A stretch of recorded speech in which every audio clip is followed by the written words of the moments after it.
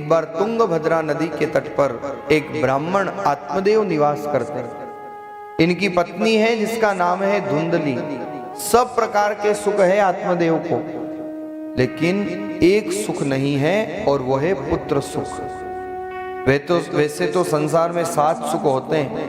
पहला सुख निरोगी काया, दूसरा सुख घर में माया, तीसरा सुख वचन सुत नारी, चौथा सुख पुत्र आज्ञाकारी, पंचम सुख घर को वासो, षष्टम सुख राज को पासो, सप्तम सुख हरि भजन करावे और अष्टम सुख मोक्ष गति पावे। जीते जी 7 सुख जीव को मिलते हैं, लेकिन यही भगवान के विधाता की विचित्रता है कि 7 भगवान किसी एक को नहीं देते। कहीं न कहीं कुछ न कुछ कमी रखते ही हैं। आत्मदेव के भी मन में ग्लानि थी कि मेरे पुत्र नहीं है, और यही ग्लानि से भर के आज आत्मदेव आत्महत्या करने जाने लगे। लेकिन महाराज आत्महत्या जब करने जाने लगे तो रास्ते में संत मिल गए। कई बार लोग प्रयास करते हैं जिंदगी से परेशान होकर हम आत्महत्या करके जीवन खत्म कर लेंगे, लेकिन क्या आत्महत्या करके भी उसका निदान हो जाएगा, उपाय मिल जाएगा?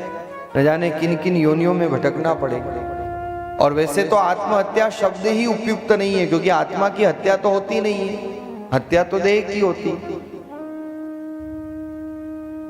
आत्मदेव जब निकले तो रास्ते में महात्मा मिल गए। कहना बहुत सरल है, आजकल जरा जरा सी बातों पर लोग परेशान होकर के कह देते हैं मैं आत्महत्या कर लूंगा। एक बार महाराज एक व्यक्ति बहुत परेशान हो गया, न तो उसके धंधा चले, न व्यापार चले, न परिवार में कोई सुने। वो घबरा गया और उसने अपने मित्र से कहा, मित्र मैं आत्महत्या करने जा रहा हूं। उसके मित्र ने बहुत समझाया कि भाई क्यों आत्महत्या कर रहा है, तो जीवन है, ऊपर नीचे चलता है, कभी धूप कभी छाया, कभी सुख कभी दुख। जीवन एक जैसा थोड़ी चलता है, ये तो जीवन है, जीवन का नाम ही संघर्ष है, क्यों परेशान होता है? बोले नहीं नहीं तू कितना ही कहे, पर मैं तो आत्महत्या करूंगा, मैं निश्चित कर लिया, अब मुझे और नहीं जीना है। उसके मित्र ने बहुत समझाया, लेकिन वो नहीं माना। और नहीं माना तो महाराज जाने लगा। अब उसके हाथ में थी लालटेन लेकर के जंगल में जा रहा था। मित्र ने कहा कि तू आत्महत्या करने जा रहा है तो लालटेन लेकर के क्यों जा रहा है?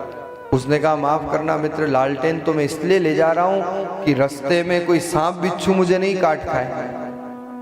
अब बताओ, जिसको सांप बिच्छू के काटने का डर हो वो क्या आत्महत्या करेगा? लेकिन भाव हमारे ऐसे बन जाते हैं।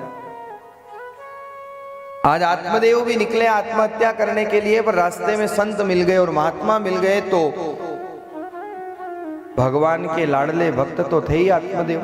महात्मा के चरण पकड़ लिए, कहा महाराज कृपा करो, आशीर्वाद दो, मुझे पुत्र रत्न प्राप्त हो जाए। महात्मा ने समझाया कि ऐसे ही अच्छा है, जीवन जियो, आनंद में रहो। लेकिन आत्मदेव अंततो गत्वा नहीं माने। जब बहुत प्रार्थना की तो एक फल अभिमंत्रित करके दिया। आत्मदेव को कहा अपनी पत्नी को खिला देना। आत्मदेव बड़े प्रसन्न होकर के आए, धुंधली को फल दिया। लेकिन जैसा इसका नाम धुंधली, वैसे इसके काम भी धुंधले। इसने वो फल ग्रहण तो नहीं किया, गोमाता को वो फल ग्रहण करा दिया। और आत्मदेव जब गए बाहर तो इसने संपत्ति देकर के, धन देकर के और संतान खरीद ली। आत्मदेव जब लौट करके आए, गर्भावस्था में